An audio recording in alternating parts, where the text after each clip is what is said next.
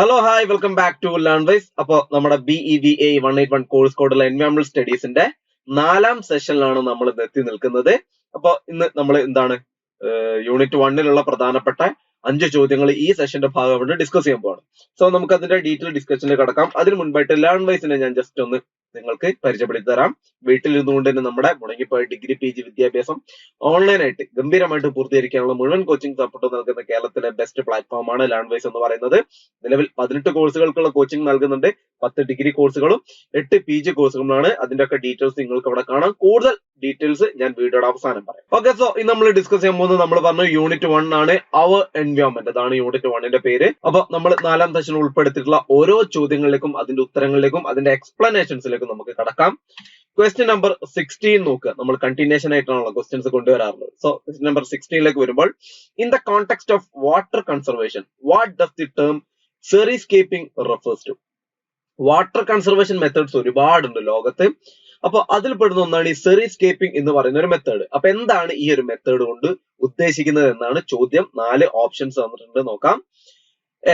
The process of desalinating sea water for irrigation. അതായത് എന്താണ്, കടൽ വെള്ളത്തെ എടുത്തിട്ട് അതിൽ നിന്ന് ഉപ്പിന്റെ അംശത്തെ മാറ്റിക്കൊണ്ട് ഇറിഗേഷന് വേണ്ടി ഉപയോഗിക്കുന്ന ഒരു നോർമൽ വെള്ളം പോലെ ആക്കി മാറ്റിയതിനു ശേഷം ഇറിഗേഷന് വേണ്ടി ഉപയോഗിക്കുക എന്നുള്ളതാണോ? അല്ലെങ്കിൽ ബി പറയുന്നു landscaping using drought resistant plants to reduce water usage. അതായത് നമ്മൾ ലാൻഡ്സ്കേപ്പ്, അതായത് ഒരുപാട് എന്താണ് ഈ വരൾച്ചയെ തടയുന്ന അല്ലെങ്കിൽ വരൾച്ചയിൽ പോലും അതിജീവിക്കാൻ സാധിക്കുന്ന പല ചെടികളെയും കൊണ്ടുവന്നിട്ട് നട്ടൊരു ഗാർഡൻ പോലെ ആക്കിയിട്ട് മാക്സിമം വാട്ടറിന്റെ ഒരു പ്രശ്നത്തെ പരിഹരിക്കുക എന്നുള്ളതാണോ? അല്ലെങ്കിൽ C the use of synthetic turf in place of natural gas. Natural gas ഉപയോഗിക്കുന്നതിന് പകരം സിന്തറ്റിക് ടർഫ് ഉപയോഗിക്കുക. അതാകുമ്പോൾ എന്താണ്, വെള്ളം മണ്ണിനടിയിലേക്ക് ഊർന്നു പോകുന്ന പ്രശ്നങ്ങളോ മണ്ണൊലിപ്പിന്റെ പ്രശ്നങ്ങളോ ഒന്നും തന്നെ ഉണ്ടാവുകയില്ല. ഇനി D building artificial lakes to increase water availability. അതായത് മനുഷ്യനിർമ്മിതമായിട്ടുള്ള തടാകങ്ങൾ ഉണ്ടാക്കിയിട്ട് ജലം ശേഖരിച്ചു വെക്കുക. ഇതിൽ ഏതാണ് റൈറ്റ് ആൻസർ എന്നാണ് ചോദ്യം. അപ്പൊ നമ്മുടെ ഉത്തരത്തിലേക്ക് നമ്മൾ പോവുകയാണെങ്കിൽ ഓപ്ഷൻ ബി ആണ് റൈറ്റ് ആൻസർ എന്ന് പറയുന്നത്. അതായത് എന്താണ്, ഈ വരൾച്ചയെ തടയാൻ സാധിക്കുന്ന ചെടികളെ ഉപയോഗിച്ചിട്ട് ഒരു പ്രദേശത്തിനെ എന്താണ് സമൃദ്ധമാക്കി കൊണ്ടുവരിക. അപ്പൊ ഇതൊരു എന്താണ്, ഒരു സത്യത്തിൽ ഒരു ഗാർഡനിങ് പ്രോസസ് ഒക്കെ ആയിട്ട് നമുക്ക് ഇതിനെ പരിഗണിക്കാം. ഇവിടെ അതിന് എക്സ്പ്ലനേഷൻ കൊടുത്തിട്ടുണ്ട്. മാക്സിമം ജലത്തിന്റെ അംശം അല്ലെങ്കിൽ ആവശ്യം കുറവുള്ള ചെടികളാണ് നമ്മൾ ഉപയോഗിക്കുന്നത്. പ്രധാനമായിട്ടും ആരിഡ് അതുപോലെ സെമി ആരിഡ് റീജിയൻസിലൊക്കെ ഈ ഒരു പ്രാക്ടീസ് വളരെ ബെനിഫിഷ്യൽ ആയിട്ട് നമ്മൾ കാണാറുണ്ട്. ഓക്കെ, സോ അതാണ് നമ്മുടെ ഇന്നത്തെ ആദ്യത്തെ ചോദ്യത്തിന് ഉത്തരം. രണ്ടാമത്തെ ചോദ്യത്തിലേക്ക് കടക്കാം. Question number 17. Which gas is most responsible for the absorption of ultraviolet radiation in the earth stratosphere? അപ്പൊ എർത്തിന്റെ സ്ട്രാറ്റോസ്ഫിയറിൽ അൾട്രാവയലറ്റ് റേഡിയേഷൻ നമുക്കറിയാം സൂര്യനിൽ നിന്ന് വരുന്നതാണ്, സൂര്യരശ്മികൾ തന്നെയാണ്. അപ്പൊ അതിനെ തടഞ്ഞു നിർത്താൻ അല്ലെങ്കിൽ അതിനെ തടഞ്ഞു നിർത്തി മാക്സിമം ഭൂമിയിലുള്ള സ്പീഷീസിനെ സർവൈവ് ചെയ്യുന്നതിനെ സഹായിക്കുന്ന ആ ഒരു എന്താണ് ഗ്യാസ് ഏതാണെന്നാണ് ചോദിക്കുന്നത്. സ്ട്രാറ്റോസ്ഫിയറുള്ള ഗ്യാസ് ഏതാണെന്ന് നമുക്കറിയാം. ഭൂമിക്ക് 7 അറ്റ്മോസ്ഫിയറിന്, ഭൂമിയുടെ അറ്റ്മോസ്ഫിയറിന് 5ഓളം എന്താണ് ഡിവിഷൻ ഉണ്ട് അല്ലെ. അതിൽ എന്താണ് ടോപ്പോസ്ഫിയർ, സ്ട്രാറ്റോസ്ഫിയർ, മെസോസ്ഫിയർ, അയണോസ്ഫിയർ എന്നൊക്കെ പറഞ്ഞിട്ട് ഒരുപാട് ലെയേഴ്സ് ഉണ്ട്. അപ്പൊ സ്ട്രാറ്റോസ്ഫിയർ എന്ന് പറയുന്നത് 2ാമത്തെ ലെയർ ആണ്. ഭൂമിയിൽ നിന്ന് ഏറ്റവും അടുത്തതിൽ 2ാമത്തെ ലെയർ ആണ്. അപ്പൊ അവിടെ നിന്നുള്ള ഏത് ഗ്യാസ് ആണെന്നാണ് ചോദ്യം. കാർബൺ ഡൈ ഓക്സൈഡ് ഉണ്ട്, മീഥെയിൻ ഉണ്ട്, ഓസോൺ ഉണ്ട്, നൈട്രസ് ഓക്സൈഡ് ഉണ്ട്. ഇതിലേതാണ് റൈറ്റ് ആൻസർ? നമുക്കറിയാം ഭൂമിയുടെ സ്ട്രാറ്റോസ്ഫിയറിൽ ഏറ്റവും കൂടുതൽ നമ്മൾ കാണുന്ന ഒരു ഗ്യാസ് എന്ന് പറയുന്നത് ഓസോൺ എന്ന് പറയുന്ന ഒരു ഗ്രീൻ ഹൗസ് ഗ്യാസ് തന്നെയാണ്. ഈ ഓസോണിന്റെ പ്രത്യേകത നമുക്കറിയാലോ, അൾട്രാവയലറ്റ് രശ്മികളെ മാക്സിമം പ്രൊട്ടക്ട് അല്ലെങ്കിൽ തടഞ്ഞു നിർത്തിയിട്ട് ഭൂമിയിലേക്ക് എത്തിക്കാതെ ഭൂമിയിലുള്ള ജീവജാലങ്ങൾക്ക് വലിയ രീതിയിലുള്ള എന്താണ് സൂര്യാഘാതം ഉണ്ടാവാതിരിക്കാനൊക്കെ സപ്പോർട്ട് ചെയ്യുന്ന ഒരു ഗ്യാസ് തന്നെയാണ് ഓസോൺ എന്ന് പറയുന്നത്. സോ അൾട്രാവയലറ്റ് റേഡിയേഷനെ ഇത് വലിയ രീതിയിൽ എന്താണ് തടഞ്ഞു നിർത്തുന്നത്. ബട്ട് നമുക്കറിയാം ഓസോൺ പാളിയിൽ വിള്ളലേറ്റ ന്യൂസുകളൊക്കെ നമ്മൾ അറിയാറുണ്ട് മനുഷ്യനിർമ്മിതമായിട്ടുള്ള ഒരുപാട് കാരണങ്ങൾ കൊണ്ട്. സോ വിള്ളലേൽക്കുന്ന അനുസരിച്ച് എന്താണ്, അതിന്റെ കട്ടി കുറയും, ഗ്യാസിന്റെ കട്ടി കുറയും. കൂടുതൽ അൾട്രാവയലറ്റ് രശ്മികളൊക്കെ ഭൂമിയിലേക്ക് പതിച്ചു കഴിഞ്ഞാൽ നമുക്ക് വലിയ രീതിയിലുള്ള ബുദ്ധിമുട്ടുകൾ ഉണ്ടാവും. അപ്പൊ നമുക്കറിയാവുന്ന കാര്യമാണ്. ഓക്കെ, എന്താ നമുക്ക് 18ാം ചോദ്യം, ഈ സെഷനിലെ 3ാമത്തെ ചോദ്യത്തിലേക്ക് കടക്കാം. What is the main goal of the clean air act? ഇന്ത്യയിലെ ക്ലീൻ എയർ ആക്ട് നമുക്കറിയാം എയർ പ്രിവെൻഷൻ കൺട്രോൾ ബോർഡിന്റെ ഭാഗമായിട്ട് അല്ലെങ്കിൽ പൊല്യൂഷൻ പ്രിവെൻഷൻ കൺട്രോൾ ബോർഡിന്റെ ഭാഗമായിട്ട് എയർ പ്രിവെൻഷൻ വിഭാഗത്തിൽ പെടുന്ന ഒരു ആക്ട് തന്നെയായിരുന്നു ക്ലീൻ എയർ ആക്ട് എന്ന് പറയുന്നത്. പിന്നെ അതിൽ അമെന്റ്മെന്റ്സും കാര്യങ്ങളൊക്കെ വന്നിട്ടുണ്ട്. അപ്പോ ഈ ക്ലീൻ എയർ ആക്ടിന്റെ പ്രധാനപ്പെട്ട ഒരു ഗോൾ അല്ലെങ്കിൽ ഉദ്ദേശം എന്തായിരുന്നു? To promote the use of electric vehicles. അതായത് മാക്സിമം ഇലക്ട്രിക് വെഹിക്കിൾസ് യൂസ് ചെയ്യുമ്പോൾ എന്താണ്, പുറന്തള്ളുന്ന അനാവശ്യമായിട്ടുള്ള അല്ലെങ്കിൽ പൊല്യൂട്ടൻസ് ആയിട്ടുള്ള ഗ്യാസുകളൊന്നും തന്നെ പുറന്തള്ളപ്പെടുന്നില്ല, ഒന്നും അനാവശ്യമായ ഒന്നും തന്നെ പുറന്തള്ളപ്പെടുന്നില്ല. അതിനെ പ്രൊമോട്ട് ചെയ്യാന്നുള്ളതാണോ അത്തരത്തിലുള്ള ഇലക്ട്രിക് വെഹിക്കിൾസിനെ പ്രൊമോട്ട് ചെയ്യലാണോ, അല്ലെങ്കിൽ to reduce water pollution from industrial sources, പലതരത്തിലുള്ള ഇൻഡസ്ട്രീസ് ഉണ്ട്, അവിടെ നിന്നും വരുന്ന ജലത്തെ മലിനീകരിക്കുന്ന ഒരുപാട് പൊല്യൂട്ടൻസ് ഉണ്ട്, അവയുടെ ഉപയോഗം അല്ലെങ്കിൽ വരവ് കുറയ്ക്കുക എന്നുള്ളതാണോ, അല്ലെങ്കിൽ to control and reduce air pollution nationwide, അതായത് എയർ പൊല്യൂഷൻ കൺട്രോൾ ചെയ്യുക അല്ലെങ്കിൽ കംപ്ലീറ്റ് ആയിട്ട് എന്താണ് കുറച്ചു കൊണ്ടുവരിക എന്നുള്ളതാണോ, അതായത് ഇന്ത്യ മുഴുവനായിട്ട് അങ്ങനെ കൊണ്ടുവരിക എന്നുള്ളതാണോ, അല്ലെങ്കിൽ D to increase the use of renewable energy sources. Renewable ആയിട്ടുള്ള ഒരുപാട് തരത്തിലുള്ള എനർജി സോഴ്സുകൾ ഉണ്ട്. ഇപ്പൊ സോളാർ എനർജി ഉണ്ട്, വിൻഡ് എനർജി ഉണ്ട്. ഇത്തരത്തിലുള്ള എനർജി സോഴ്സുകളുടെ ഉപയോഗം കൂട്ടിക്കൊണ്ടുവരിക എന്നുള്ളതാണോ എന്നാണ് ചോദ്യം. റൈറ്റ് ആൻസർ എന്ന് പറയുന്നത് ഓപ്ഷൻ സി ആണ്, to control and reduce air pollution nationwide. അതായത് നമുക്കറിയാം ഇതൊരു നിയമമാണ്, അതായത് ഒരു ആക്ട് എന്ന് പറയുന്നത് നിയമത്തിന്റെ ഭാഗമാണ്. ഒരു നിയമം എന്ന് പറയുന്നത് എന്താണ്, ആ രാജ്യത്തിന്റെ കോൺസ്റ്റിറ്റ്യൂഷനുമായി ബന്ധപ്പെട്ട് നിൽക്കുന്നു, ആ രാജ്യം മുഴുവനുമായിട്ട് ബന്ധപ്പെട്ട് നിൽക്കുന്നു.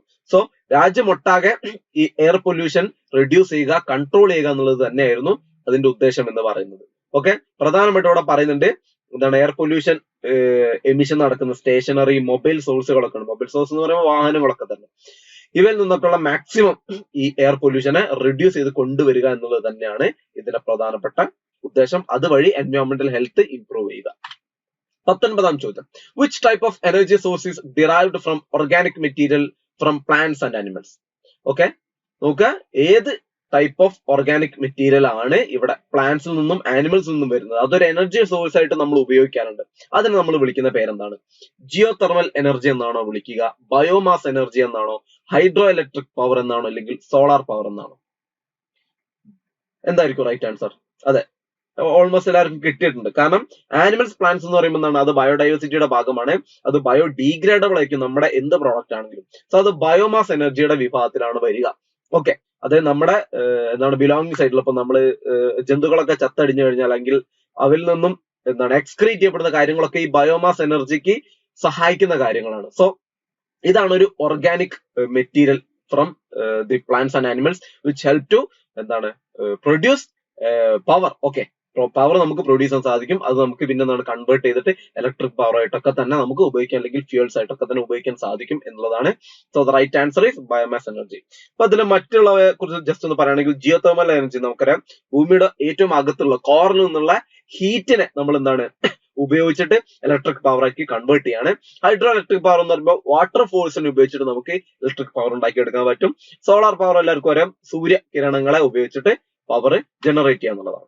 സിമ്പിൾ ആണല്ലോ. ഇനി അവസാന ചോദ്യത്തിലേക്ക് വരാം. വാട്ട് ഈസ് ദ പ്രൈമറി എൻവയോൺമെന്റൽ benefit of using wind turbines for electricity generation? Wind turbines ഉണ്ട്, അതായത് കാറ്റാടി യന്ത്രങ്ങൾ ഉപയോഗിച്ചിട്ട് കാറ്റടിക്കുന്നതനുസരിച്ച് അത് കറങ്ങും, അങ്ങനെ എന്താണ് പവർ ജനറേറ്റ് ചെയ്യുന്നു, പ്രൊഡ്യൂസ് ചെയ്യുന്നു. ഓക്കെ, അപ്പൊ ഇതുകൊണ്ടുള്ള പ്രധാനപ്പെട്ട പ്രൈമറി എൻവയോൺമെന്റൽ ബെനിഫിറ്റ് എന്താണെന്നാണ് ചോദ്യം. നോക്കാം നമുക്ക്. They consume less water than traditional power plants.